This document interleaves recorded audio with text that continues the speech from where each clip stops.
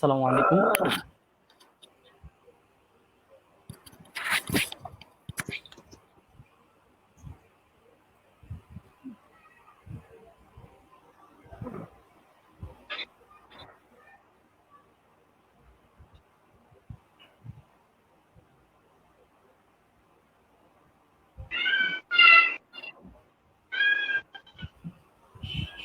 আচ্ছা, আসসালামু আলাইকুম ওয়া রাহমাতুল্লাহি ওয়া বারাকাতুহু।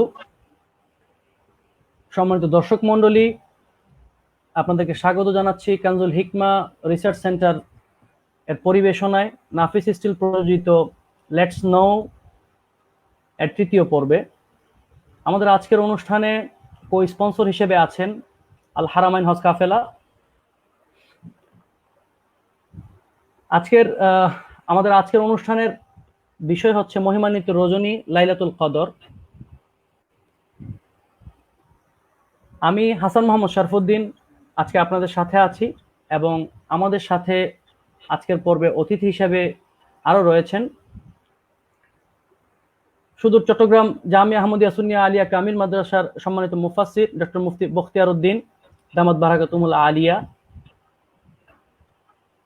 এবং আমাদের সাথে আরো রয়েছেন ঢাকা কাদিরা তৈয়বা আলিয়া কামিল মাদ্রাসার সম্মানিত সহযোগী অধ্যাপক ডক্টর মুফতি নাসির উদ্দিন মাদ্দাজিরুল্লাহ আলী। আমরা স্বাগত জানাচ্ছি আমাদের সম্মানিত অতিথি মহোদয়কে। জি, ডক্টর মুফতি বখতিয়ার উদ্দিন, আপনি কি আমাদেরকে শুনতে পাচ্ছেন? হ্যাঁ জি, শুনতে পাচ্ছি।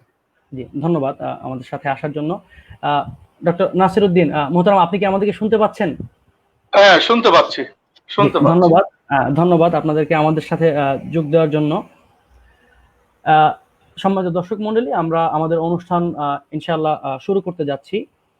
অনুষ্ঠানের শুরুতেই আজকের অনুষ্ঠান লাইলাতুল কদরের বিষয়ে। হাজার মাসের চেয়ে উত্তম যে রজনী, কোরআনুল কারীমে আল্লাহ তাআলা এরকমই বলেছেন, এবং আমাদের প্রিয় নবী সাল্লাল্লাহু আলাইহি ওয়াসাল্লামা হাদিস শরীফে এই রাতের ব্যাপারে অত্যন্ত গুরুত্ব দিয়ে বর্ণনা করেছেন, অনেক ফজিলত বর্ণনা করেছেন এই রাতের।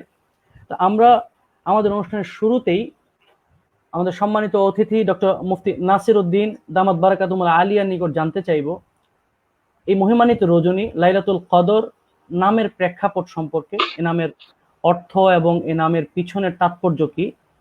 আমরা অনুরোধ করছি ডক্টর মুফতি নাসির উদ্দিন মাদাজুল্লাহ আলীকে এ ব্যাপারে আলোকপাত করার জন্য। জি মোহতারাম। ধন্যবাদ সম্মানিত উপস্থাপক। নাহমাদুহু ওয়া নুসাল্লি ওয়া নুসাল্লিমু আলা রাসূলিহিল কারীম। আম্মা বা'দ, ফাউযু বিল্লাহি মিনাশ শাইতানির রাজীম। বিসমিল্লাহির রাহমানির রাহিম। লাইলাতুল কদর খায়রুম মিন আলফি শাহর। সাদাকাল্লাহুল আযীম ওয়া সাদাকা রাসূলুহুন নবিয়্যুল কারীম। قال رسول الله صلى الله عليه وسلم: من قام ليلة القدر إيمانا واحتسابا غفر له ما تقدم من ذنبه أو كما قال عليه الصلاة والسلام। সম্মানিত উপস্থাপক এবং দেশ ও প্রবাসের দূর ও কাছের যারা আমাদের সাথে রয়েছেন, এবং আমাদের সাথে আরো যিনি আলোচক হিসেবে আছেন জামিয়া আহমদিয়া সুন্নিয়া আলিয়া কামিল মাদ্রাসার তাফসীর বিভাগের সম্মানিত অধ্যাপক, স্বনামধন্য আলেমে দ্বীন, ইসলামিক স্কলার হযরতুল আল্লামা আলহাজ মাওলানা ডক্টর মুফতি মোহাম্মদ বখতিয়ার উদ্দিন আল কাদরি সাহেব তাবলা, আসসালামু আলাইকুম ওয়া রাহমাতুল্লাহি ওয়া বারাকাতুহু। সম্মানিত বিজ্ঞ উপস্থাপক খুব চমৎকার একটা বিষয় আমাদের মাঝে নিয়ে আসছেন। আগামীকাল ২৬ রাত, দিবাগত রাত, যেটা আমরা লাইলাতুল কদর বা শবে কদর হিসেবে আমরা পাবো আশা করি ইনশাআল্লাহ। সে বিষয়ে আমাকে প্রশ্ন করা হয়েছে লাইলাতুল কদর সম্পর্কে। লাইলাতুল কদর এটা উম্মতে মুহাম্মদের জন্য একটা অনেক বড় নিয়ামত। আল্লাহ সুবহানাহু ওয়া তাআলা আমাদের প্যারা হাবিব সাল্লাল্লাহু আলাইহি ওয়াসাল্লামের উসিলায় আমাদেরকে এই রজনীটি দান করেছেন, লাইলাতুল কদর। আল্লামা জালালউদ্দিন সুয়ুতি তাফসীর দুররুল মনসুরের মধ্যে হযরত আনাস ইবনে মালিক থেকে হাদিস রওয়ায়াত করে বলেন, সরকারে দো আলম ঘোষণা করেছেন যে ইন্নাল্লাহ ওয়াহাবা লি উম্মতি লাইলাতুল কদর ওয়া লাম ইউতাহা মিন মান কানা ক্বাবলাকুম। আমার উম্মতকে আল্লাহ সুবহানাহু ওয়া তাআলা এই লাইলাতুল কদর, এই ভাগ্য রজনী দান করেছেন, যে নিয়ামতটি ইতিপূর্বে কোন নবীদের উম্মতগণ পায়নি, দেওয়া হয়নি। হুজুর আকরাম সাল্লাল্লাহু তাআলা আলাইহি ওয়াসাল্লাম সাহাবায়ে কিরামের মজলিসের সামনে হযরতে জাকারিয়া আলাইহিস সালাম, হযরতে আইয়ুব আলাইহিস সালাম, হযরতে হিজকিল আলাইহিস সালাম, হযরতে ইউসা আলাইহিস সালামের ইবাদতের কথা বলছিলেন, যারা হাজার মাস ধরে ইবাদত করছিলেন, চোখের পলক পর্যন্ত তারা সময় নষ্ট করেননি। আসসালামু আলাইকুম। আমি একটু ইন্টারাপ্ট করতে চাচ্ছি। ওয়ালাইকুম আসসালাম। আসসালামু আলাইকুম রাহমাতুল্লাহ। সম্মানিত দর্শক মণ্ডলী, আমাদের সাথে শুধু শ্রীলঙ্কা থেকে আমাদের অনুষ্ঠানে জয়েন করেছেন শেখ এহসান ইকবাল কাদেরি দামাত বারাকাতুল আলিয়া। আসসালামু আলাইকুম শেখ। वालेकुम अस्सलाम रहमतुल्लाह। मुफ्ती साहब, मुफ्ती बख्तियार साहब, हमारे हसन मोहम्मद साहब और साथ ही साथ मौलाना नूर नासिर साहब, माफ करना आप बयान कर रहे थे, मैं बीच में आ गया। आप जारी रखें हुजूर अपनी तकरीर को। इंशाल्लाह Sheikh, we will come to you after few minutes इंशाल्लाह। या श्योर या इंशाल्लाह। अस्सलाम वालेकुम। जी Thank you.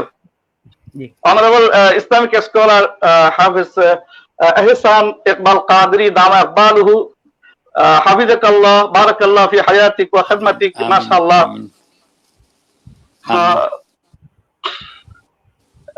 Inshallah, I will talk to you inshallah after completing my our discussion inshallah. No problem, yeah.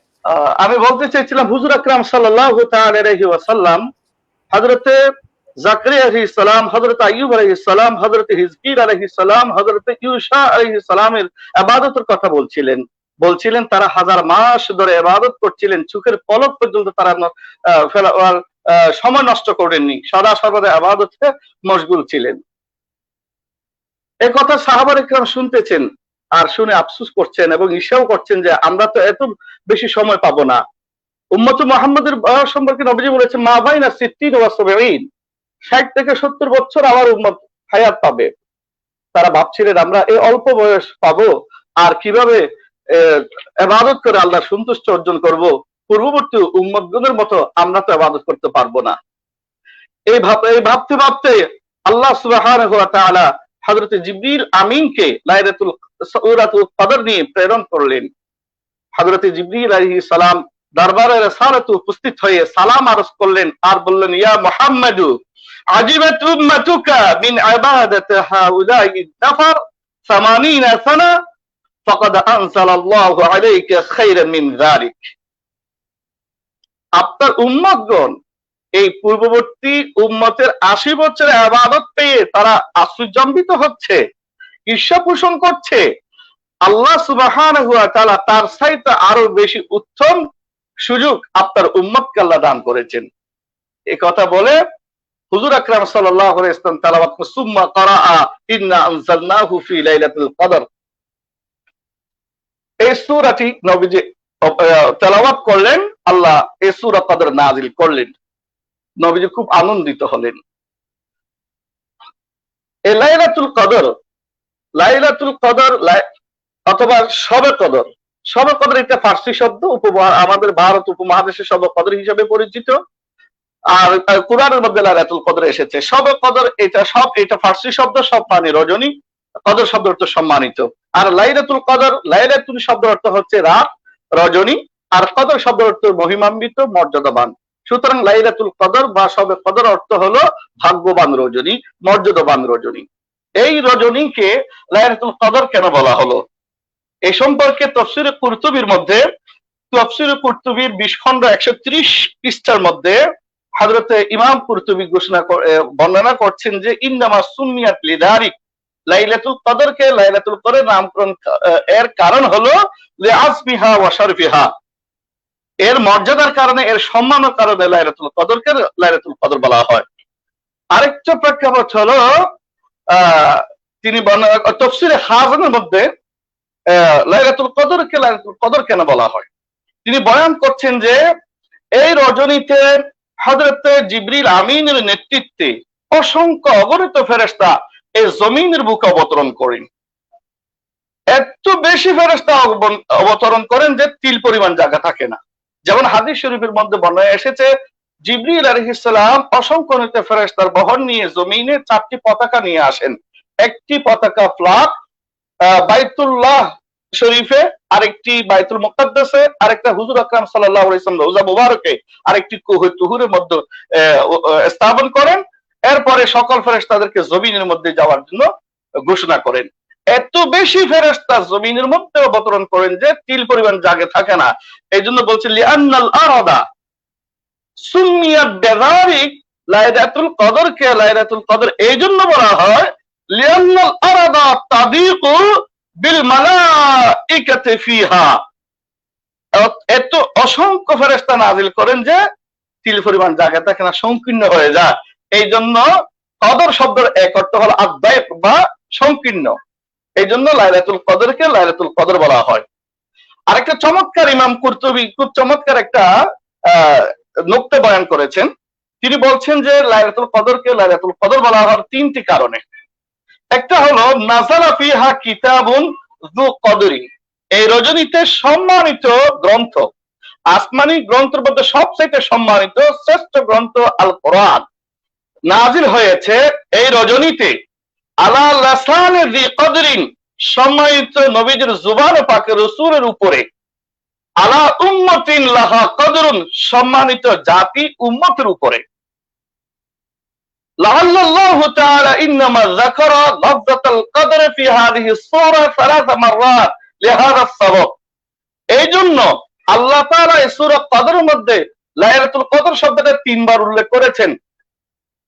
3 বার উল্লেখ করেছেন, মানে সম্মানিত গ্রন্থটি সম্মানিত রাসূলের মাধ্যমে সম্মানিত উম্মতের উপর এই গ্রন্থ নাজিল হয়েছে বিধায় এই লাইলাতুল কদরকে লাইলাতুল কদর বলা হয়। আরো চমৎকার ভাবে আরেকটি তথ্য পাওয়া যায় যে এই রজনীতে কেউ আরামের ঘুম হারাম করে, যারা সারা রাত জেগে আল্লাহ সুবহানাহু ওয়া তাআলার ইবাদত করেন, ওই ব্যক্তি সম্মানিত হয়ে যায় যদি ইতিপূর্বে সম্মানিত ছিল না। হযরত আবু বকর রাগ বলেছে সুম্মিয়াত বিযালিক, লাইলাতুল কদরকে লাইলাতুল কদর বলার কারণ হলো লিআন্না মান লাম ইয়াকুন লাহু কদরুন ওয়ালা খাতরুন ইয়াসিরু ফি হাযিহি লাইলাতি যা কদরিন ইয আহইয়াহা, ইতিপূর্বে যদি সম্মানিত নাও থাকে কিন্তু এই রজনীতে ইবাদত করার কারণে আল্লাহ পাক রব্বুল আলামিন ওই আবেদকে আল্লাহ সম্মানিত করে দেন। সম্মানিত সুধী মণ্ডলী, যারা আমাদের অনুষ্ঠান শুনছেন, এই রজনীটি নবীজি বলছেন যে এই রজনীটি কল্যাণ নিয়ে এসেছে। এই রজনী যে হারিয়ে ফেলে সে সকল কল্যাণ হারিয়ে ফেলে। এই রজনীতে আমাদেরকে ইবাদত করতে হবে, এই সুযোগ হারাতে নেই। এই লাইলাতুল কদর বিজ্ঞ উপস্থাপক আমাকে বলেছেন যে লাইলাতুল কদর এটা কোন তারিখ, কত তারিখ আমরা ধরতে পারি। হযরত আয়েশা সিদ্দিকা রাদিয়াল্লাহু তাআলা ডক্টর নাসিরউদ্দিন, জি মোহতারাম, আমরা আপনার কাছে ইনশাআল্লাহ পরবর্তীতে এই প্রশ্নটা নিয়ে আসছি। আমরা এই মুহূর্তে একটু আমরা যাব ইনশাআল্লাহ ডক্টর মুফতি বখতিয়ার উদ্দিন মাদাজুল্লাহ আলীর কাছে। আমরা জি মোহতারাম ডক্টর বখতিয়ার উদ্দিন, আপনি কি আমাকে শুনতে পাচ্ছেন? জি মোহতারাম, আপনার কাছে আমাদের জানার ইচ্ছা হচ্ছে ডক্টর নাসিরউদ্দিন আমাদেরকে সব লাইলাতুল কদর অর্থাৎ শবে কদর যে রজনী আমরা বলি এই নামের পিছনের তাৎপর্য আমাদের নিকট আলোচনা করলেন। মাশাআল্লাহ, অনেক সুন্দর আলোচনা করেছেন। আমরা এই মুহূর্তে আপনার নিকট জানতে চাচ্ছি এই রাতে আল্লাহর পক্ষ থেকে বিশেষ ক্ষমা এবং রহমতের ব্যাপারে যে বিভিন্ন ধরনের বর্ণনা রয়েছে আল্লাহর প্রিয় আল্লাহর বান্দাদের জন্য, মুসলমান ইমানদারদের জন্য, আমরা আশা করছি আপনি এই ব্যাপারে একটু যদি আলোকপাত করতেন, যে সংক্ষিপ্তভাবে যদি ইনশাআল্লাহ আমাদেরকে জানাতেন যে এই রাতে আল্লাহর বিশেষ রহমত এবং ক্ষমা সম্পর্কে কোরআন এবং হাদিসে কি ধরনের বর্ণনা এসেছে। জি মোহতারাম। জি ধন্যবাদ আপনাকে।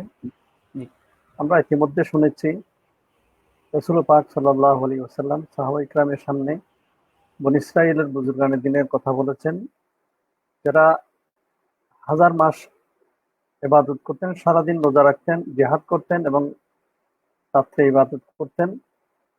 এই কথা শোনার পর সাহাবা ইকরাম যখন আক্ষেপ করলেন আমরা কি করব, আমরা এত লম্বা হায়াত পাই না, তখনই এই সূরা নাজিল হয়। রাসূল পাক সাল্লাল্লাহু আলাইহি ওয়াসাল্লাম সাহাবা ইকরাম থেকে জানিয়ে দিলেন যে এক রাত্র ইবাদত করলে 1000 মাসের ইবাদতের চাইতে বেশি সওয়াব তোমাদেরকে দেওয়া হবে। হাদিস পাকের মধ্যে এসেছে, আল্লাহ পাক রব্বুল আলামিন ইরশাদ করেন, তোমাদের মধ্যে আজকে রোগ থেকে শেফা পাওয়ার জন্য কে চাচ্ছ, আমি তাদেরকে শেফা করে দেব। তোমরা রিজিক চাও, আমি তাকে রিজিক দান করব। এইভাবে আগামী 1 বছর পর্যন্ত যত বালা মুসিবত আছে রব্বুল আলামিন আজকের দোয়ায় আর এই রাতের দোয়ায়, লাইলাতুল কদরের দোয়ায় রব্বুল আলামিন সমস্ত বালা মুসিবত আমাদের কাছ থেকে দূর করে দেবেন। হাদিসে পাক এসেছে আগামী 1 বছর কারা কারা মৃত্যুবরণ করবে, তাদের রিজিক কতটুকু হবে, কারা কারা জন্মগ্রহণ করবে, তাদের ভাগ্যে কি আছে না আছে, সবকিছু এই রাত্রে লিপিবদ্ধ হয়ে যাবে। সুতরাং এই রাত্রে আমরা আল্লাহর কাছে দোয়া করব। কোরআন শরীফের মধ্যে এসেছে, তানাজ্জালুল মালাইকাতু ওয়ার রূহু ফিহা বিইذনি রাব্বিহিম মিন কুল্লি আমরিন সালাম। সাইয়্যিদুল মালাইকা হযরত জিবরাইল আলাইহিস সালাম ফেরেশতাদেরকে নিয়ে এই রাত্রে পৃথিবীর বুকে আগমন করেন এবং আমাদের জন্য তারা বলতে থাকেন সালাম, শান্তি শান্তি, এই কথা বলতে থাকেন হাত্তা মাতলাইল ফজর, ফজর তুলো হওয়া পর্যন্ত তারা এই কথা বলতে থাকেন এবং আমাদের সাথে আমিন আমিন বলতে থাকেন। রাসূল পাক সাল্লাল্লাহু আলাইহি ওয়াসাল্লাম ইরশাদ করেছেন, লাইলাতুল কদর, এক সাহাবী জানতে চেয়েছেন, ইয়া রাসূলুল্লাহ, লাইলাতুল কদর আমি পেয়েছি, সেটা কিভাবে বুঝবো? রাসূল পাক সাল্লাল্লাহু আলাইহি ওয়াসাল্লাম বলেন, তোমরা রমজান মাসের শেষের দশকে ভিজুর রাত্রে তোমরা তালাশ করো, তাহারু ফি আওতারিকুম, ভিজুর রাত্রে তোমরা তালাশ করো, সেখানে তোমরা পেয়ে যাবে। নামে আজম আবু হানিফা রাহমাতুল্লাহি আলাইহি 27তম রাত তথা 26তম দিবাগত রাতকে লাইলাতুল কদর বলেছেন। নবীজি ইরশাদ করেছেন, এই রাতে বেশি গরমও হবে না, বেশি ঠান্ডাও হবে না। এই রাতে তোমরা আল্লাহর কাছে যা চাইবে আল্লাহ তাআলা তা তোমাদেরকে দান করবেন। আমরা এই রাতে তারাবির নামাজের পরে সামান্য সময় থাকে, এই সময়ের মধ্যে আমরা নফল নামাজ পড়বো, সালাতুত তাসবিহ আদায় করতে পারি। হুজুর গাউস পাক আব্দুল কাদের জিলানী রাহমাতুল্লাহ আলাইহি তার গুনিয়াতুত তালিবিন কিতাবের মধ্যে একটা বিশেষ নামাজের কথা বলেছেন। সেই নামাজের নাম হচ্ছে সালাতুল খাইর, 100 রাকাত নামাজ।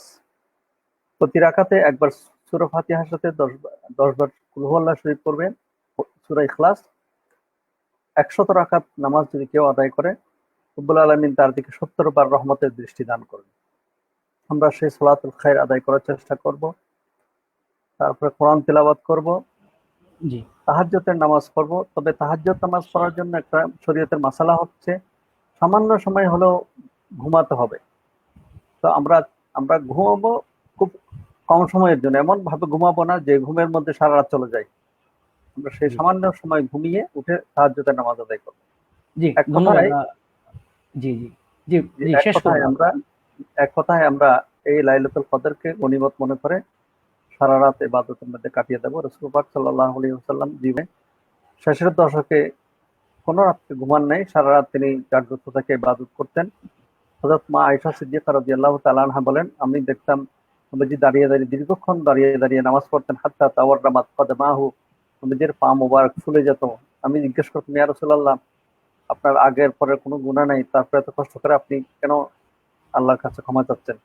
নবীজি বলতেন, আফালা আকুন আবদান শাকুর, আমি কি আল্লাহর শুকরগুজার বান্দা হব না? যার গুনাহ নাই তিনি সারা রাত্র দাঁড়িয়ে নামাজ পড়তেন। আমরা তো গুনায় ভরা, আমাদের আরো বেশি করা দরকার, নবীজির সুন্নাত মতে আমল করা দরকার। আল্লাহ পাক জি রব্বুল আলামিন আমাদের সকলকে লাইলাতুল কদরের বরকত দান করুন। জি ধন্যবাদ ডক্টর মুফতি বখতিয়ার উদ্দিন মাদাজুল্লাহ আলী, আপনাকে আপনার মূল্যবান আলোচনার জন্য।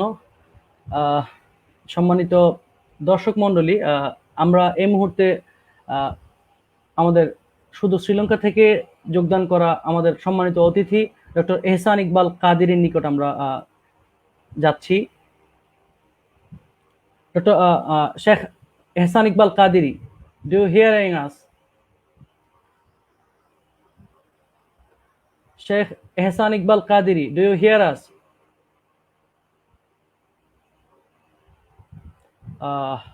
সম্মানিত দর্শক, হয়তোবা এই মুহূর্তে যান্ত্রিক গোলযোগের কারণে শেখ আমাদের সাথে যোগদান করতে পারছেন না। আমরা এই মুহূর্তে আবার ফিরে যাচ্ছি ডক্টর নাসিরউদ্দিন নাঈমের কাছে। ডক্টর নাসিরউদ্দিন, আমরা আপনার কাছে জানতে চাবো যে শবে কদরের ব্যাপারে আচ্ছা আচ্ছা আমরা একটু ইয়ে করছি, যেহেতু শেখের ডিস্টার্ব করছে। আচ্ছা ডক্টর নাসিরউদ্দিন, আমরা আপনার নিকট জানতে চাচ্ছি যে লাইলাতুল কদরের ব্যাপারে তো বেজুর রাতের ব্যাপারে বলা হয়েছে, লাইলাতুল কদরে হাদিস শরীফে বেজুর রাতগুলোর ব্যাপারে বলা হয়েছে। তো আমরা রমজানের শেষ দশকে বেজুর রাতগুলোতে লাইলাতুল কদর তালাশ করার কথা বলা হয়েছে। তবে অধিকাংশ জায়গায় এবং সারা বিশ্বেই, বাংলাদেশ বলেন, ভারত, পাকিস্তান এবং অন্যান্য আরব দেশগুলোতেও মানুষজন সাধারণত একটু অতিরিক্ত গুরুত্ব দিয়ে থাকে 27শে রজনীকে।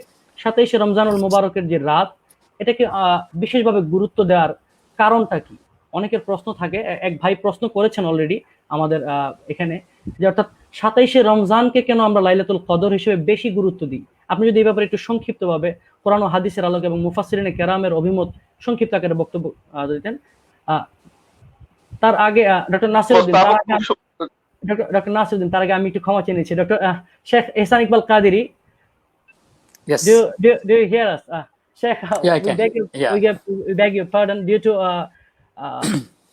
technological problem. We missed you. For No, this, no worries. we just moved to Sheikh Dr. Naseeruddin. We will come to you after a few minutes, inshallah. Stay with us. Yeah, but in another 20 minutes, I have another program also, as I informed you earlier.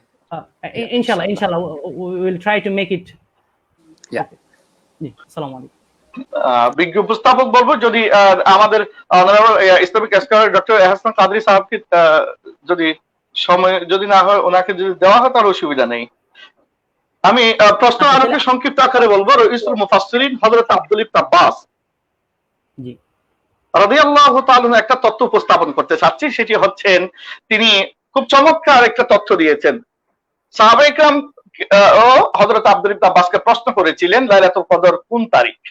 তখন তিনি বলছেন যে রইসুল মুফাসসিরিন, যাকে নবীজি দোয়া করেছে আল্লাহুম্মা আল্লিমহুল কিতাব ওয়াল হিকমাতা ওয়া ফি রাওয়ায়াত আল্লাহুম্মা আল্লিমহুল হিকমাতা ওয়াত তাবিলা, তিনি বলছেন যে আহাব্বুল আদাত ইলাল্লাহি তাআলা আল বিতরু ওয়া আহাব্বুল বিতরু ইলাইহা সাবআ, আল্লাহর কাছে সংখ্যার মধ্যে সবচেয়ে প্রিয় সংখ্যা হলো বেজুর সংখ্যা, আবার বেজুরের মধ্যে সবচেয়ে প্রিয় হলো 7 সংখ্যাটি। এই জন্য আল্লাহ আসমান সৃষ্টি করেছেন 7 দিনে, জমিন সৃষ্টি করেছেন 7 দিনে, এবং আমাদের সপ্তাহকে তিনি করে 7 দিনে, 7 দিনে 1 সপ্তাহ হয়। তাওয়াফ, এটা 7টি চক্কর দেওয়া হয় তাওয়াফের মধ্যে। আর জাহান্নামের স্তর আছে 7টি। 7-এর মধ্যে একটা আল্লাহ পাক রব্বুল আলামিন একটা সন্তুষ্ট হয়েছে। এই জন্য আব্দুল ইবনে আব্বাস বলেন 26 তারিখ দিবাগত রজনী 27শে রমজান হচ্ছে লাইলাতুল কদর। হযরতে ইমাম রাজি তাফসীরে কবিরের মধ্যে তিনি আরেকটা তথ্য উল্লেখ করেছেন, সেটি হচ্ছে লাইলাতুল কদর। এখানে লাইলাতুল কদর এই সূরার মধ্যে 3 বার এসেছে। 9টা হরফ রয়েছে লাইলাতুল কদর, 3 বারে প্রত্যেকটাতে 9টা হরফ রয়েছে।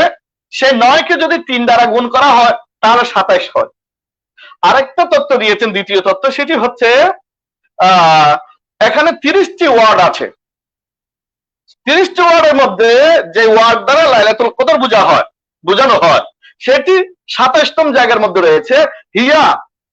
এই হিয়া শব্দটা 27তম জায়গায় ওয়ার্ড। এই জন্য লাইলাতুল কদরকে অধিকাংশ সাহাবায়ে কেরাম, মুফাসসিরিন, মুহাদ্দিসিন, ফুকাহা, সুফিয়া একরাম এই 26 তারিখ দিবাগত রজনী 27 তারিখকে বলেছেন।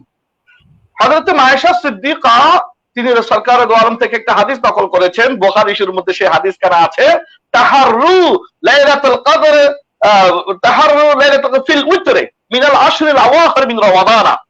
নবীজি বলছেন যে তোমরা রমজানের শেষের 10 দিনের বেজুট সংখ্যার মধ্যে লাইলাতুল কদর অন্বেষণ করো। এই জন্য নবীজি লাইলাতুল কদর পাওয়ার আশায় শেষের 10 দিন ইতিকাফ করতেন, যেন এই ইতিকাফ মিস না যায়। অন্য হাদিস শরীফের মধ্যে দেখা যায় 21 তারিখ, 23 তারিখ, 25 তারিখ, 27 তারিখ, 29 তারিখও শবে কদর লাইলাতুল কদর 27 তারিখের কথা রয়েছে। মুসনাদ আহমদ মধ্যে ইমাম আহমদ হাদিস নেওয়া করেছেন আব্দুল ইবনে উমর থেকে।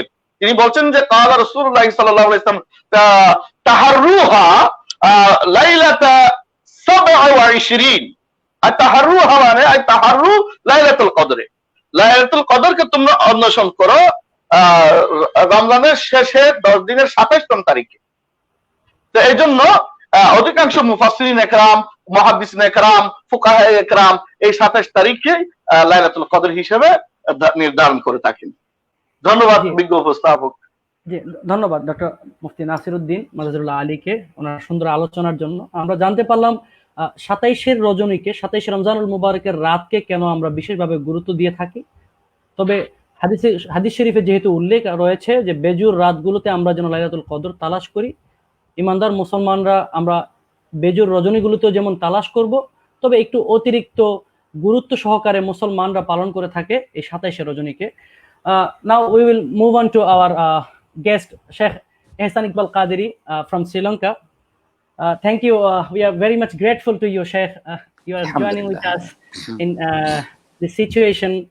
You know, we know that now the world is facing a very much a pandemic situation, which is like a suffering for us everywhere in the world. Now, Sheikh, we would like to question you. We want to ask from you about some specific azkar or prayer.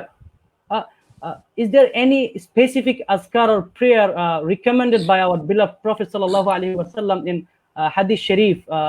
Please, if you, we want to hear from you. Yeah. بسم الله الرحمن الرحيم نحمده ونصلي ونسلم على رسوله الكريم غوث اعظم بمن بسر وسامہ مدد قبلہ دی مدد کعبہ امام مدد.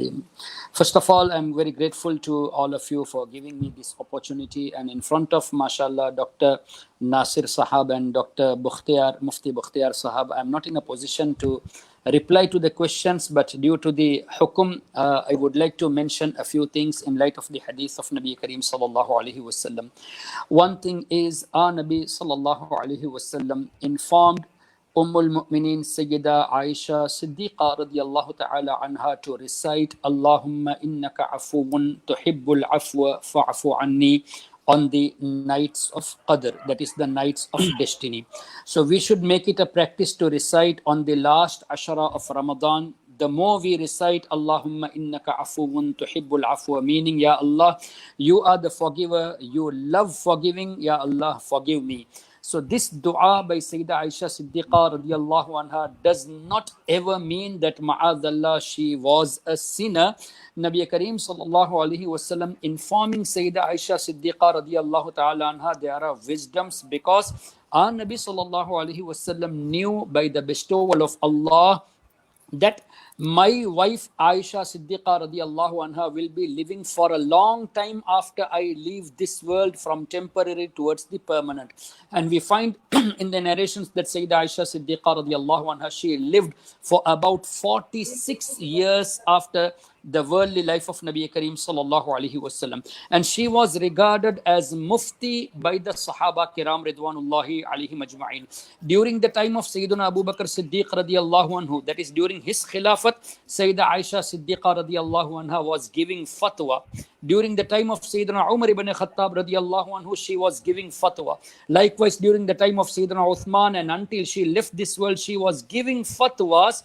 That means she was the teacher for the Sahaba, teacher for the Tabi'in. So Nabi Kareem sallallahu alaihi wasallam, knowing by the bestowal of Allah the ilmul ghaib that my wife Aisha will be living for a long time, so passing the message through Sayyidah Aisha Siddiqa radiyallahu anha was the wisdom behind that. No one should say that she was a sinner, because even if a pious servant of Allah, an awliya or a nabi of Allah, when they seek forgiveness, it doesn't mean they are sinners, because by the barakah of saying istighfar, Allah raises the ranks. So this is a mean for the elevation of the daraja. So no follower of Wahhabism, no follower of Deobandism, no follower of Rai Bareli, follower of Rai Bareli, or no follower of Qadianism should ever say in this manner that ma'adallah Sayyidah Aisha Siddiqa radiyallahu anha was a sinner. For that only our Nabi told her to do dua in this manner, that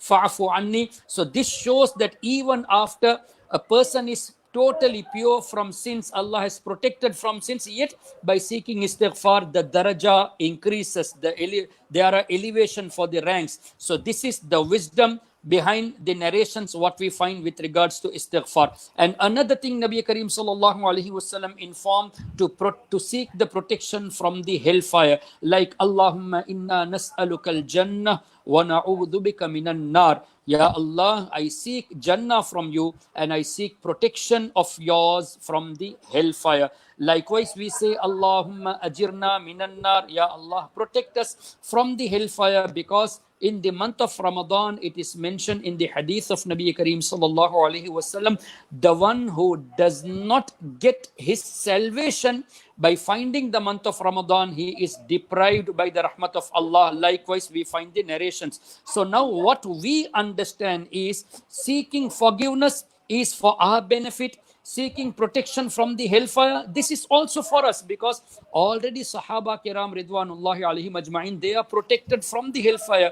Allah says, radiyallahu anhum wa radu an, Allah is pleased with them. And Allah says, wa kullam wa'adallahu al-husna, Allah has promised Jannah for all the Sahaba. And Nabi Kareem sallallahu alayhi wasallam says, my nikah was done with the women of Jannah. So already this is proven that the Sahaba, the Ummahatul Mu'minin, the Ahlul Bayt, they are from Jannah, they are the people of Jannah. So the dua, what we ask for Jannah and the protection from the hellfire, this has been taught to Sahaba for that, so that those Sahaba educate the people coming after them. So this is an education for us. By following the Sunnah of Sahaba, we make this dua that, Ya Allah, inna nas'aluka al-jannah, we ask from you for Jannah, wa na'udhu bika minan nar, and we seek protection of yours from the hellfire. And Allahumma ajirna minan nar, protect me from the hellfire. This will never ever mean that Sahaba Kiram, they were not the people of Jannah.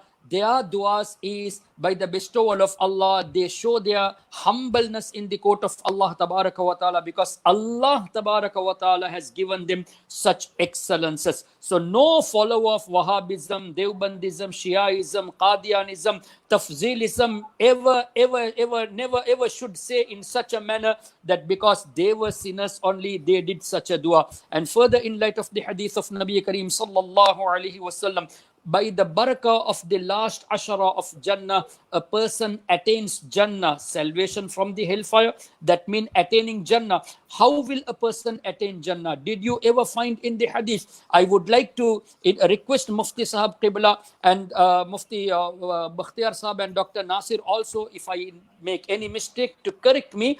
No person from the graveyard will be raised up and straight away sent to Jannah. No. On the day of judgment, everyone will go to seek the help of Nabi Adam alayhi salam, then to Nabi Nuh alayhi salam, then to Nabi Ibrahim alayhi salam, then to Nabi Musa alayhi salam, then to Nabi Isa alayhi salam, finally to our Nabi sallallahu alayhi wasallam, praising all the prophets, praising our Nabi, seeking the help of the prophets, seeking the wasila of the prophets, finally praising Nabi Kareem sallallahu alayhi wasallam, yahmaduna fil awwalin wal yahmadul al, what is that? In light of the hadith that the people from the beginning and end, they will gather under my flag, Liwaul Hamd, and everyone will be praising me. Praising whom? Sayyiduna Muhammadur Rasulullah sallallahu alaihi wasallam. And our Nabi sallallahu alaihi wasallam will perform a sajada. In that sajada, he says ilmul ghaib. He says, I will praise Allah Ta'ala in such terms that those terms will be given to me at that time, and those will be such terms, वो ऐसे अल्फाज होंगे कि किसी ने आज तक अल्लाह की ऐसी तारीफ नहीं की. No one has praised Allah in those terms. Allahu Akbar. So this is also ilmul ghaib, that I will perform sajada on the day of judgment. Ilmul ghaib. I will praise Allah with such terms. Ilmul ghaib. Those terms will be given to me. Ilmul ghaib. No one has praised Allah in such terms. Ilmul ghaib. And Allah will say, Ya Muhammad sallallahu alayhi wa sallam, irfa ra'asak, oh my Habib, raise your head from sajada.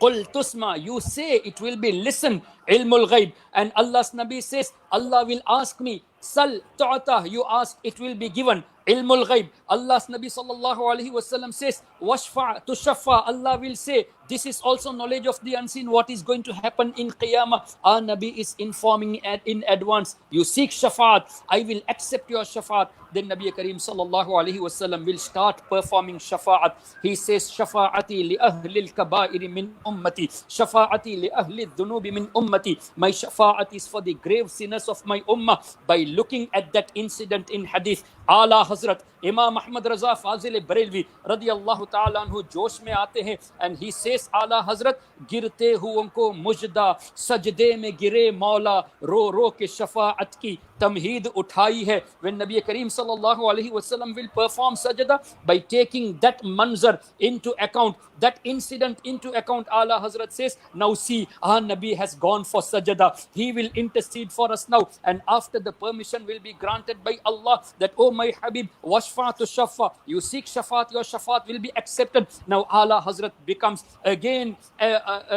intoxicated in the love of Nabi Kareem sallallahu alaihi wasallam. When Nabi Kareem will start shafaat, he will be crying in the court of Allah, oh Allah, forgive my ummah, and by giving the glad tidings of shafaat, he will make the ummah happy. Ala Hazrat says, पेश हक मुजदा शफाअत का सुनाते जाएंगे, आप रोते जाएंगे, हमको हंसाते जाएंगे, Allahu Akbar. This way beautifully Ala Hazrat is describing the manzar of shafaat on the day of judgment. So what I am trying to say here is, though the last ashara of Ramadan, the whole month of Ramadan is a mean for our forgiveness, is a mean for the salvation from the hellfire, but this will happen only and only by the shafaat of Muhammadur Rasulullah sallallahu alaihi wasallam. So, O Wahhabis, if you die in the month of Ramadan, O Najdis, O Deobandis, O Shias, O Qadianis, O the followers of Wahhabism, if you even die on the Laylatul Qadr, there is no najat until you wholeheartedly love and respect Muhammadur Rasulullah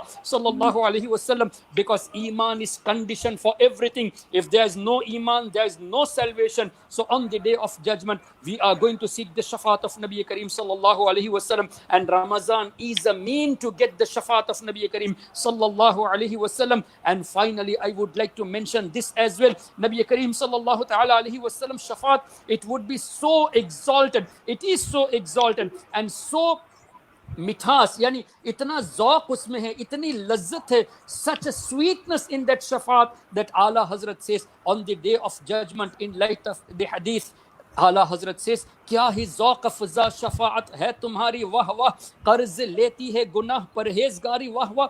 Even the pious people, in order to get the sweetness of the shafaat, they will also expect, if someone could give me some sins on loan, let me also taste the shafaat of Nabi Kareem sallallahu alaihi wasallam. Subhanallah. Definitely by the shafaat of our Nabi, even the pious people, their status will be elevated, their ranks will be elevated. But again, doing shafaat for the sinners, they will also have such a thought that if I get some loan, sins on loan, and see how the beauty of shafaat is, what is the sweetness of the shafaat of Nabi Kareem sallallahu alaihi wasallam is, in order to feel that, they will also expect to take some loan, sins on loan. So Ala Hazrat refers to that incident in such a manner. Kya hi zauqa fuza, what a beautiful is that moment is, what a magnificent moment that would be, and what a taste there would be in the shafaat, what a breeze would be there in the shafaat of Nabi Kareem sallallahu alaihi wasallam. Kya hi zauqa fuza shafaat hai tumhari, wah wah कर्ज लेती है गुनाह परहेजगारी, वाह वाह. So we find in light of the hadith of Nabi Kareem sallallahu alaihi wasallam, whether this be Ramadan or the day of Jumu'ah or the night of Qadr or night of Eid, whatever it is, the salvation, the najat is granted only and only for the person who dies with iman, that is on the aqidah of Ahlus Sunnati wal Jama'ah. If not, they can die even in Madinatul Munawwara, even in Makkatul Mukarramah. Nothing is going to benefit if there is no iman. Even the kuffar die on the 27th night of Ramadan. Even the kuffar die on the Eid day. But will they go to Jannah? No. Mil'ul ardi zahaban walaw iftada bih ulaika lahum adhabun alim. Even if their good deeds are filled on the earth, yet Allah says they will be finding adhab because no iman. Likewise, a person having iman and insulting the Prophet sallallahu alaihi wasallam, insulting Imam al-Azam Abu Hanifa, insulting insulting Ghawsul Azam Sheikh Abdul Qadir Jilani, insulting Sayyidi Ala Hazrat Imam Ahmad Raza for the animosity of that, because they loved Nabi Kareem sallallahu alaihi wasallam. So due to the love of our Nabi sallallahu alaihi wasallam, if anyone is insulting those great scholars of Islam, they are to worry about their iman. Let them die on any day, let them die on any night. No najat is going to happen. So please, I request the audience to be firm on the aqidah of Ahlus Sunnah and be firm on the love and respect for Sayyidina Muhammadur Rasulullah sallallahu alaihi wasallam. Be firm on the love of Sahaba, love of Ahlul Bayt, love of Awliya, because our Nabi clearly stated that Ashabi kan nujum, my Sahaba are like the stars, and my Ahlul Bayt are like the ship of Nabi Nuh alayhi salatu wassalam. If you board the ship and if you don't follow the stars, how are you going to succeed? So beautifully Imam Ahmad Raza rahmatullahi alayhi is describing this matter. Ahle sunnat ka hai beda par, अहले सुन्नत का है बेड़ा पार. क्यों?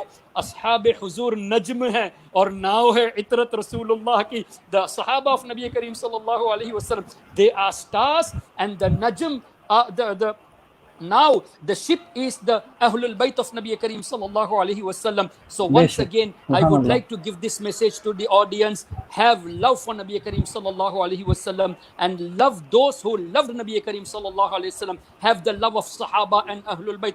Don't say that we love Hazrat Ali radiyallahu anhu and don't regard the other Sahaba, because Hazrat Ali radiyallahu anhu also said, if anyone is giving superiority to me over Abu Bakr and Umar, then I will punish him. So if you love Hazrat Ali, you must accept Hazrat Abu Bakr Siddiq to be the highest, and Hazrat Umar ibn Khattab radiyallahu anhu to be after Sayyidina Abu Bakr Siddiq.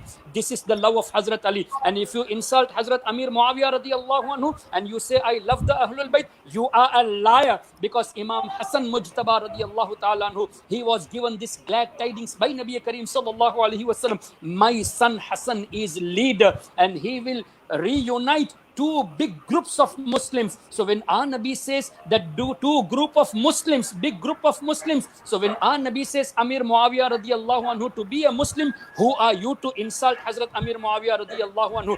And if you say you love Ahlul Bayt and you don't regard Hazrat Amir Muawiyah, then you are a liar to say you love Ahlul Bayt, because you don't regard Hazrat Imam Hassan radiyallahu anhu the way you regard Imam Hussein. You do not talk about the Shias, they don't talk about Imam Hassan much the way they talk about Imam Hussein. Why? Because Imam Hussein reunited the Sahaba Kiram Ridwanullahi alayhim ajma'in in light of the hadith of Nabi Kareem sallallahu alayhi wasallam. So these दावा करने वाले अहले बैत की मोहब्बत का ये झूठे हैं. अगर सहाबा की बुराई करते हैं तो जो अहले मोहब्बत अहले बैत का दावा करता है मोहब्बत का, उसके लिए ज़रूरी है कि अहले बैत की मोहब्बत का दावे में सहाबा किराम की ताज़ीम हो. अगर सहाबा की ताज़ीम नहीं तो अपने दावे में झूठा है. अल्लाह ताला हम सब के ईमान व अक़ीदे की हिफाजत फरमाए और हम सब को नबी पाक सल्लल्लाहु अलैहि वसल्लम की शफाअत अता फरमाए. सुब्हानक अल्लाहुम्मा व बिहम्दिका अशहदु अल्ला इलाहा इल्ला अंता अस्तगफिरुका व अतूबु इलैक. मुफ्तियान किराम से गुजारिश है कि ज़रूर मेरी इस्लाह फरमा दे. मैंने आप हजरात के सामने माशाल्लाह आप लोग स्कॉलर्स हैं, मुदर्रिस हैं, मुहद्दिस हैं, आप लोग प्रोफेसर्स हैं, कुछ खामी हो तो ज़रूर इस्लाह फरमा दीजिएगा. Sheikh, thank you very much. Thank you to our honorable guest, Sheikh Ehsan Iqbal Qadiri. We have listened a very much and very beautiful, also important speech from you about the Laylatul Qadr and seeking forgiveness from Allah subhanahu wa ta'ala. And along with this, you also have mentioned about the highest ranking of our Prophet sallallahu alaihi wasallam, and also the beautiful and important ranking of our Sahaba and Ahlul Bayt alayhimus salam radiyallahu anhum ajma'in. Thank you. We will return to you after a few moments later, Sheikh. Inshallah. And I have to attend another program, so I seek your permission. Inshallah. Assalamu alaikum, Mufti Sahab. Assalamu alaikum. Sheikh, Assalamu alaikum. Yeah. Sheikh, are you leaving now? Yes, I am leaving now. We would like to request you that if you can, for the 5 or 6 minutes, you can stay. Yeah, can sure. you stay with us? Okay, fine. Yes, we'll return to you. Sure, Okay. yeah. জি, doctor Mufti Nasiruddin, আমি আপনার কাছে একটু আসছি. আপনার কাছে আমি জানতে চাইবো আমাদের সম্মানিত গেস্ট যিনি শ্রীলঙ্কা থেকে এসেছেন, তিনি লাইলাতুল কদরের ব্যাপারে দুটি হাদিস শরীফে বর্ণিত দুটি দোয়ার ব্যাপারে উল্লেখ করেছেন। আপনি যদি একটু সংক্ষিপ্ত আকারে ওই দোয়া দুটি যদি একটু আমাদেরকে আবার সামারি আকারে বলে দিতেন। দুটি দোয়ার কথা উনি বলেছেন আয়েশা সিদ্দিকা থেকে। At first, I would like to thank the honorable guest, Islamic scholar, dynamic and energetic speaker, Honorable Hassan Iqbal Qadri. MashaAllah, you have proved Shafaat Rasul and Ilmul Ghaib. MashaAllah, with reciting the poem of Ala Hazrat Imam Muhammad Raza Khan Fazl Baralawi, radiyallahu ta'ala. Honorable guest, you will be glad to know I am the first person who has completed PhD degree on Ala Hazrat Imam Muhammad Raza Khan Fazl Baralawi from Dhaka University, 2016. The title of my PhD, Naat Literature of Ala Hazrat Imam Muhammad Raza Khan Fazl Baralawi, regarding the greatest prophet Hazrat Muhammad sallallahu alaihi wasallam and analysis. So we like you, we love our from heart. Sometimes we watch your videos, we listen your important lecture. Last year you came to Dhaka, Imam Azam conference, Ala Hazrat conference. You have delivered an excellent speech before audience, only 8 minutes. MashaAllah, all audience have satisfied by your delivery speech. So I like you. I am going to translate in Bangalore short. Will be summarize your lecture. Honorable guest, সুন্দর করে তিনি চমৎকার ভাবে তুলে ধরেছেন যে আয়েশা সিদ্দিকা রাদিয়াল্লাহু তাআলা আনহা নবীজিকে প্রশ্ন করেন, ইয়া রাসূলুল্লাহ, আমি এই লাইলাতুল কদরে কি পড়তে পারি, কি আমল করতে পারি? নবীজি শিক্ষা দিয়েছেন যে বলতে পারেন, কুলি আল্লাহুম্মা ইন্নাকা আফুউন তুহিব্বুল আফওয়া ফাআফু আন্নি। হে আল্লাহ, আপনি ক্ষমাকে পছন্দ করেন, আপনি ক্ষমা করে দিন। অর্থাৎ তিনি ব্যাখ্যা করতে চেয়েছেন যে অর্থাৎ নবীজি এখানে ইস্তেগফার শিক্ষা দিয়েছেন। আমাদের উচিত আল্লাহ সুবহানাহু ওয়া তাআলার কাছে এই রজনীতে ক্ষমা প্রার্থনা করা। আমাদের নবীজি এই রজনী নয়, সব সময় সদা সর্বদা আল্লাহর কাছে ক্ষমা চাইতেন। নবীজি বলছেন, ওয়াল্লাহ লা আন্নী লা আস্তাগফিরুল্লাহ ফিল ইয়াউমি 100 মাররা ওয়া ফি রাওয়ায়াতিন 70 মাররা। দৈনিক 100 বার, দিন 70 বার ইস্তেগফার করতাম। সুতরাং এই রজনীতে নবীজি যেটা শিক্ষা দিতে চেয়েছেন বেশি, সেটি হচ্ছে ইস্তেগফার। আল্লাহর কাছে আমাদেরকে ক্ষমা চাইতে হবে, আল্লাহর কাছে আমাদের তওবা করতে হবে, আমাদেরকে তওবায়ে নসুহা করতে হবে, এবং সাথে সাথে এও জানতে হবে যে লাইলাতুল কদরের রজনী ইবাদত করে মুক্তি পাবো সে আশা করা যায় না রাসূলের শাফাআত ছাড়া। আমাদেরকে যদি মুক্তি পেতে হয় রাসূলের শাফাআত চাইতে হবে। যেমন কিয়ামতের ময়দানে সকল নবী রাসূল কাছে যাওয়া হবে, সবাই দেখিয়ে দিবে রাসূলের দরবারে, রাসূলের কাছে এসে সবাই বলবে লাস্তু হুনাক, এই শাফাআতুল কুবরার মালিক আমরা, মাকামে মাহমুদের মালিক আমরা নই। সবাই দেখিয়ে দিবে হযরত সরকার দু আলম শফিউল মুসলিমিন রাহমাতুল আলামিন এর কাছে যাও। তখন সবাই আসবে রাসূলের কাছে, সবাই বলেছে যে এই মাকামে মাহমুদের মালিক আমি নই, আর রাসূল বলবেন লাস্তু আনা লাহা আনা লাহা আই আনা মালিকুল লিহাদিহি শাফাআতুল কুবরা, এই শাফাআতের মালিক আমি। তখন নবীজি সিজদায় পড়ে যাবেন, তখন আল্লাহ বলবেন ইরফা রাসাক ওয়া কুল তুসমা ওয়া সামতুকা ওয়া শাফাতু শাফা।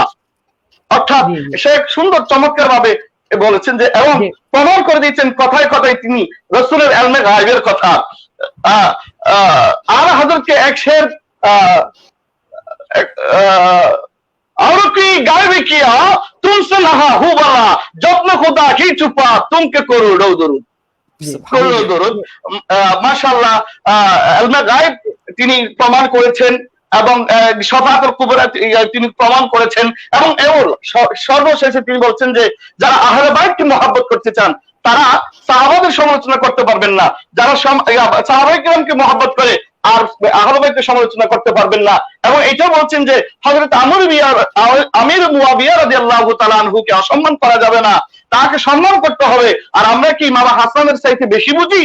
ইমাম হাসান তাকে তিনি খেলাফত দিয়েছেন, তাকে মস্তরে বসিয়েছেন।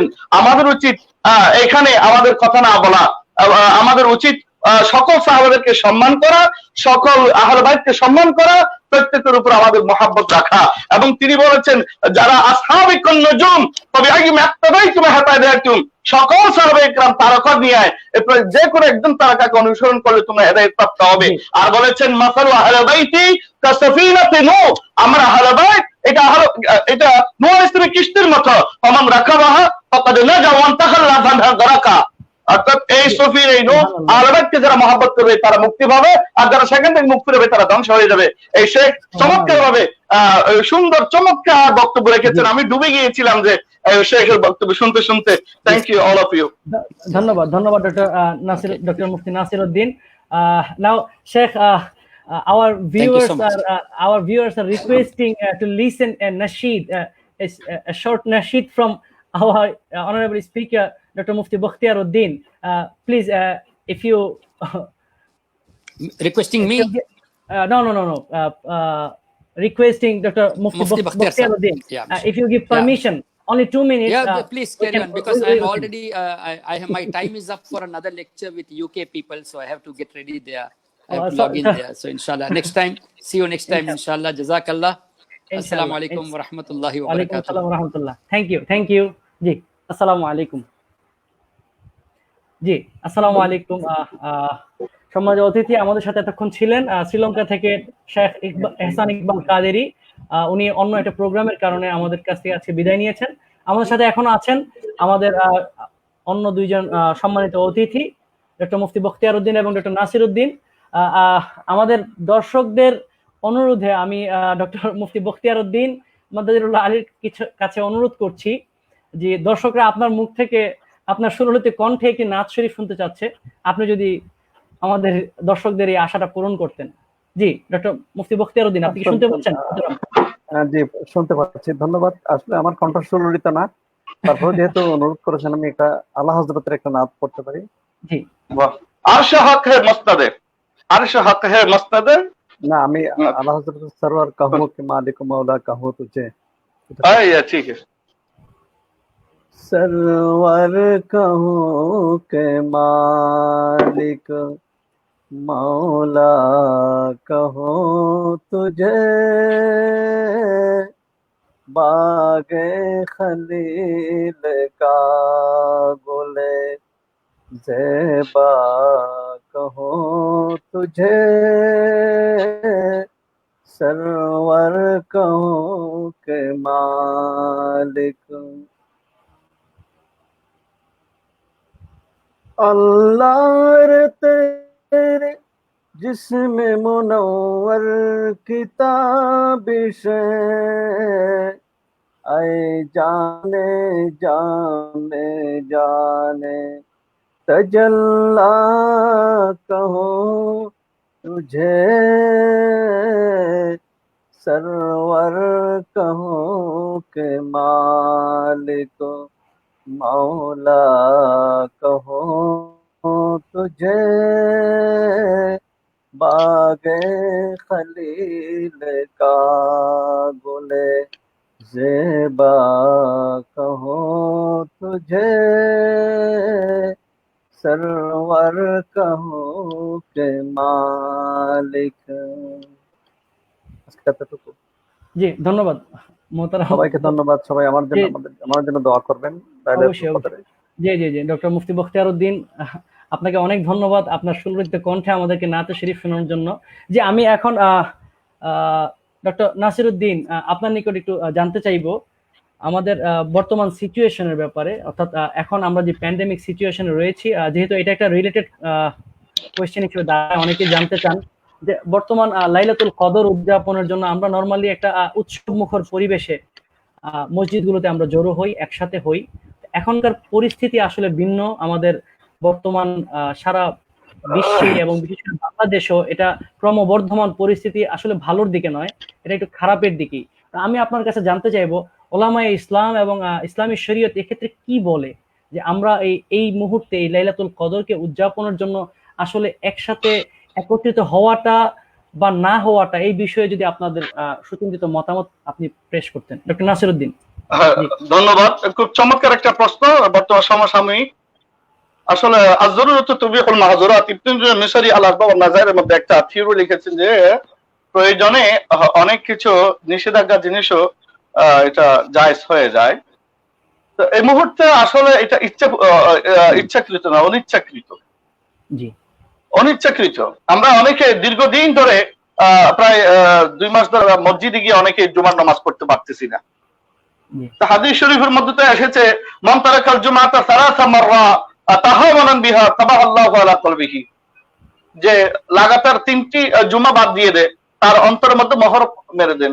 এবং অন্য রাওয়ায়াতের মধ্যে আছে, মান তারাকাল জুমাতা বিগাইরি যরুরাতিন কুতিবা মুনাফিকান ফিল কিতাব লা ইউমহা ওয়া লা ইউবাদদিল, এভাবে তাগিদ রয়েছে। কিন্তু সরকারি নিষেধাজ্ঞা বা সিচুয়েশনের কারণে অনেকে জুমা আদায় করতে পারেনি।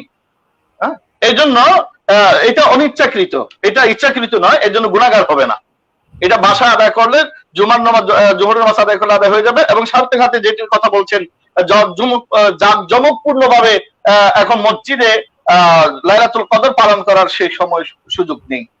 আর এটা তো সুন্নত, আর এটা তো ফরজ ওয়াজিব নয়। যেখানে আমরা ফরজ জুমা বা ফরজ 5 ওয়াক্ত নামাজ আমরা জামাত আগে বাসায় পড়তেছি, সে জায়গার মধ্যে আমরা এই করোনা ভাইরাসের সময়ে এখন আমরা গ্যাদারিং না করে যে যেখানে আছেন সেখানে বসে ইবাদত করুন। এবং উলামায়ে কেরাম, মুফাক্কিহে কেরাম এটার উপরে অভিমত ব্যক্ত করেছেন যে যেখানে বসে আছেন, ঘরে আছেন, সেখানে বসে আপনার কোরআন তেলাওয়াত করুন, নফল নামাজ পড়ুন, দুরূদ শরীফ পড়ুন, জিকির আজকার করুন, তওবা করুন, ইস্তিগফার করুন। এই সময় মসজিদে না গেলে এই জন্য কেউ গুনাহগার হবে না। আমাদের উচিত বাসায় বসে বসে প্রত্যেকের প্রোটেকশন নিয়ে ইবাদত করা, মসজিদে বা বাজারে, দোকানে, পাটে, রাস্তায় ঘাটে অযথা ঘোরাফেরা না করা। ধন্যবাদ। জি ডক্টর নাসিরউদ্দিন, পাশাপাশি এটা সম্পূরক প্রশ্ন আমি করতে চাচ্ছিলাম। এটা তো হচ্ছে সাধারণ যেটা, এবং বর্তমানে দেখা যাচ্ছে কিছু কিছু ক্ষেত্রে বা অনেক জায়গাতেই মসজিদগুলো পুনরায় খুলে দেওয়া হয়েছে। তো এক্ষেত্রে কোথাও জুমা হচ্ছে, তবে অনেকেই সতর্কতার কারণে, সতর্কতামূলক ভাবে এখনো তিনি এই পাবলিক গ্যাদারিং অর্থাৎ মসজিদে জামাত এবং জুমার নামাজ এড়িয়ে যাচ্ছেন। এটা সতর্কতামূলক, অর্থাৎ এই থেকে নয় যে জুমা পড়তে যাবেন না, তা না, সতর্কতা। কেউ যাচ্ছেন, কেউ যাচ্ছেন না। তো এই ক্ষেত্রে আসলে আমরা জানতে চাবো যে সম্মানিত মুফতিয়ানে কেরাম, যিনি যাচ্ছেন না তিনি কি গুনাহগার হবেন, নাকি সতর্কতা অবলম্বনের জন্য তার প্রতি ছাড় রয়েছে ইসলামের পক্ষ থেকে? যে আপনি যদি খুব চমৎকার প্রশ্ন। আমি এতটুকু বলবো, যখন সরকার খুলে দিয়েছেন, দূরত্ব বজায় রেখে যদি সুযোগ হয় তাহলে মসজিদে গিয়ে জুমার নামাজটা আদায় করা। 5 ওয়াক্ত নামাজ জামাত সহকারে পড়তে না পারলেও এটা বাসায় পড়া যাবে। কিন্তু জুমার নামাজ যখন মসজিদ খুলে দেওয়া হলো, দূরত্ব বজায় রেখে নামাজ আদায় করার সুযোগ রয়েছে। এটা আমরা মাস্ক পরে বা বিভিন্ন প্রোটেকশন নিয়ে আমরা দূরত্ব বজায় রেখে মসজিদে গিয়ে জুমার নামাজটা আদায়, 2 রাকাত ফরজটা আমরা যেন মসজিদে গিয়ে আদায় করি, অন্যান্য সুন্নত আমরা যেন বাসায় পড়ি। আচ্ছা, এতে যদি কেউ একেবারে বেশি নিজেকে সেভ করার জন্য যদি নাও যায়, এতে তিনি গুনাহগার হবেন না। এটা ভাইরাসের কারণে বা মহামারীর কারণে। তারপরে আমি বলবো, আমরা নিজেদেরকে সেভ করে যদি আমরা অন্তত জুমার ফরজ 2 রাকাত আদায় করতে পারি মসজিদে, তাহলে আমরা আদায় করি। আচ্ছা, এটা উত্তম হবে, যে উত্তম হচ্ছে যে এটা উত্তম হবে, সতর্কতার সাথে জুমায় অংশগ্রহণ করা। তবে কেউ যদি অতিরিক্ত সতর্কতার কারণে অংশগ্রহণ নাও করেন, তাহলে শরীয়তের পক্ষ থেকে এত গুনাহগার হবে না। আচ্ছা, ধন্যবাদ।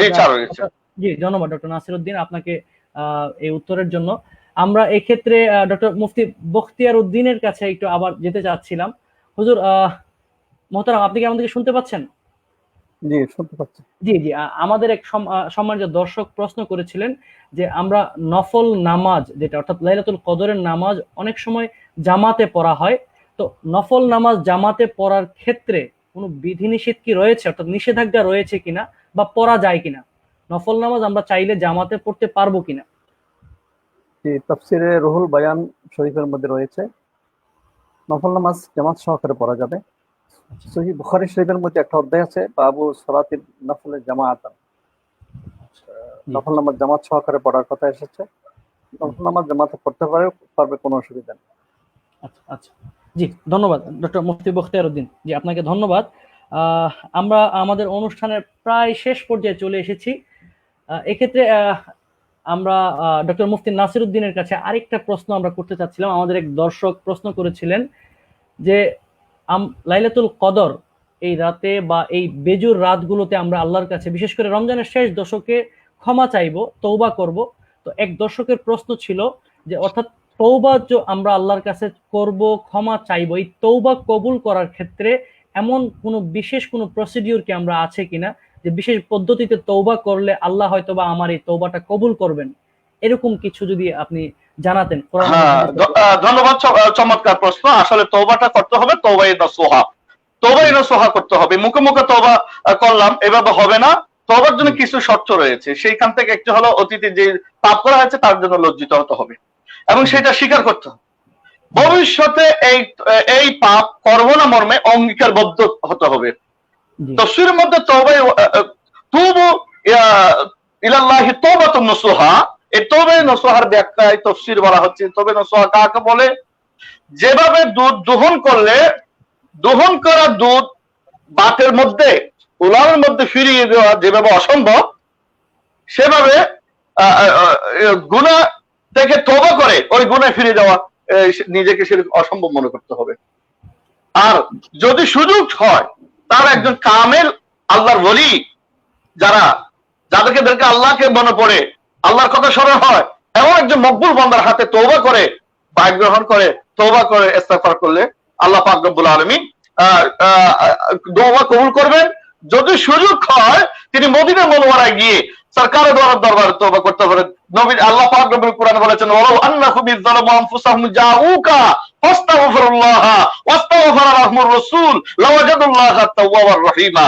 রাসূলের দরবার এটি হচ্ছে সকল পাপী, যত পাপে হোক না কেন সেখানে গিয়ে যদি রাসূলের উসিলা নিয়ে আল্লাহর কাছে তওবা করা হয়, যত গুনাহগার হোক না কেন আল্লাহ পাক রব্বুল আলামিন ক্ষমা করে দিবেন। আল্লাহ মহান ক্ষমাশীল। আল্লাহ বলেছেন ইন্নী লাগাফারু লিমান তাওবা, আমি অবশ্যই ক্ষমাকারী যারা তওবা করে।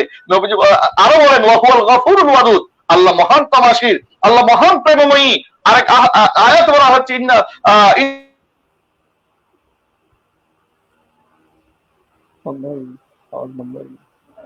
জি যান্ত্রিক গোলযোগের কারণে হয়তো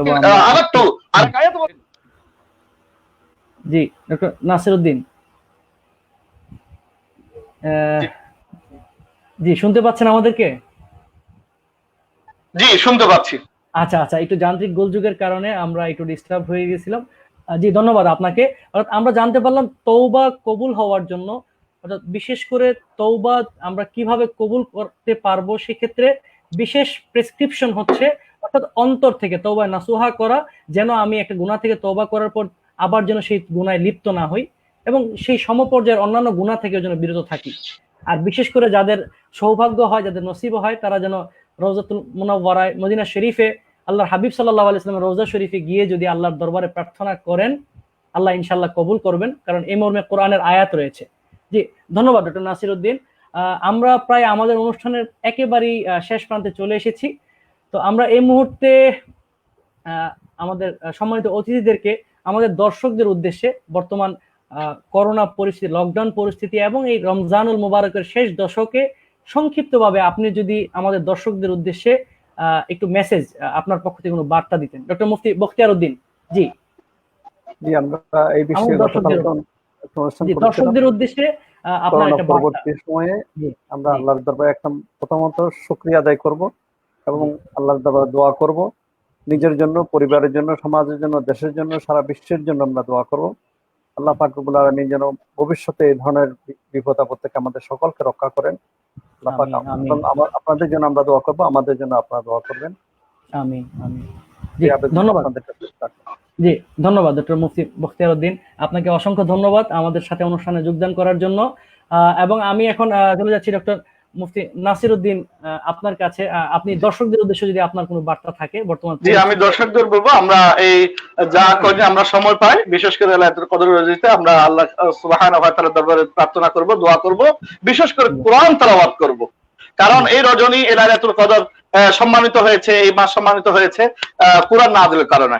আমরা নিজেরা কোরআন পড়বো, নিজের ছেলে মেয়েদেরকে কোরআন পড়াবো, আশেপাশে সবাইকে কোরআন উদ্বুদ্ধ করবো, এবং যতক্ষণ পারি আমরা ওই একটাই কথা, স্টে হোম, ঘরে আমরা থাকবো, নিজেদেরকে সেভ করবো, অপরদেরকে সেভ করে চেষ্টা করবো। এই বলে আমি এখানে শেষ করছি। জি জি, ডক্টর মুফতি নাসিরউদ্দিন, আসলে আপনার কথায় আসলে একটা সম্পূরক কোয়েশ্চেন করার জন্য আমি অনুমতি চাচ্ছি আপনার কাছে। যেহেতু আপনি উল্লেখ করেছেন যে কোরআন নাজিলের মাস এবং কোরআন মাস রমজান, এক্ষেত্রে একটা প্রশ্ন হঠাৎ করে আমার জানার ইচ্ছা হলো, এবং দর্শকদেরও আসলে এক্ষেত্রে একটা প্রশ্ন ছিল যে কোরআন নাজিলের মাস বলে আমরা রমজানকে জানি, তো এক্ষেত্রে অনেক ক্ষেত্রে আমরা শুনি যে 17ই রমজান কোরআন নাজিল হয়েছে মর্মেও হাদিস শরীফে বর্ণনা এসেছে। আবার অন্যদিকে বলা হয়েছে যে কদরের রাত্রিতে কোরআন নাজিল হয়েছে।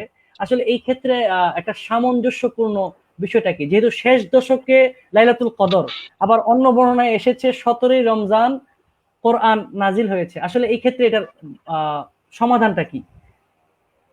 হ্যাঁ, ধন্যবাদ। আসলে আমাকে জানতে হবে একটা অ্যারাবিক গ্রামারিক্যাল রুল, নাযযালা এবং আনজালা। নাযযালা অর্থ হলো অল্প অল্প করে নাযিল হওয়া, আর আনজালা শব্দ অর্থ হলো একেবারেই নাযিল হওয়া। তো এখানে লাইলাতুল কদর রজনীতে ব্যবহার করা হয়েছে ইন্না আনসালনাহু, আনজালা বাবে ফাল থেকে ব্যবহার করা হয়েছে, অর্থাৎ একেবারে নাযিল হওয়া।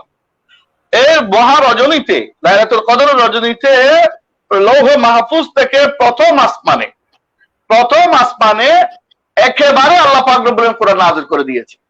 আর সেই প্রথম আসমান থেকে দীর্ঘ 23 বছর পর্যন্ত প্রয়োজনে কখনো মক্কা শরীফে, কখনো মদিনা শরীফে, কখনো নবীজি সফরের অবস্থায়, কখনো নবী হাজের অবস্থায়, কখনো বদর প্রান্তে, কখনো উহুদ প্রান্তে, কখনো তাবুকের যুদ্ধে এই কোরআন নাযিল হয়েছে।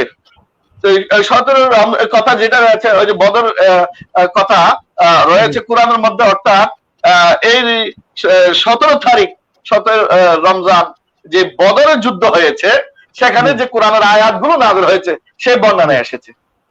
অথেন্টিক যেটি হচ্ছে এইটি, লাইলাতুল কদর রজনীতে একেবারে লৌহ মাহফুজ থেকে প্রথম আসমানে সম্পূর্ণ কোরআন নাযিল হয়েছে, আর প্রথম আসমান থেকে দীর্ঘ 23 বছর পর্যন্ত প্রয়োজনে এই কোরআন নাযিল হয়েছে। আশা করি উত্তরটা পেয়েছি। জি, ধন্যবাদ মোহতারাম ডক্টর মুফতি নাসিরউদ্দিন।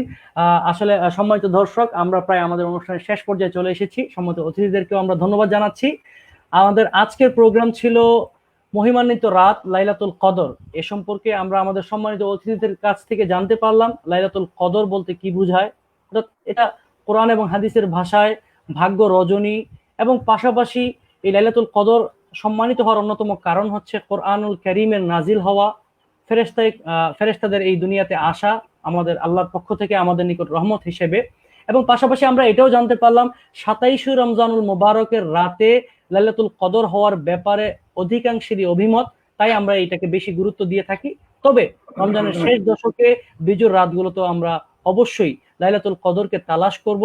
ইনশাআল্লাহ আল্লাহ আমাদেরকে তৌফিক দিন, এবং আমরা আল্লাহর নিকট ক্ষমা প্রার্থনা করব, যেটা শেখ এহসান ইকবাল কাদেরী এবং ডক্টর মুফতি নাসিরউদ্দিন আমাদেরকে বলেছেন, যে আল্লাহ রাসূল হাদিস শরীফে যে দোয়াটি বিশেষভাবে উল্লেখ করেছেন, আল্লাহুম্মা ইন্নাকা আফুউন তুহিব্বুল আফওয়া ফাআফু আন্না আও ফাআফু আন্নি।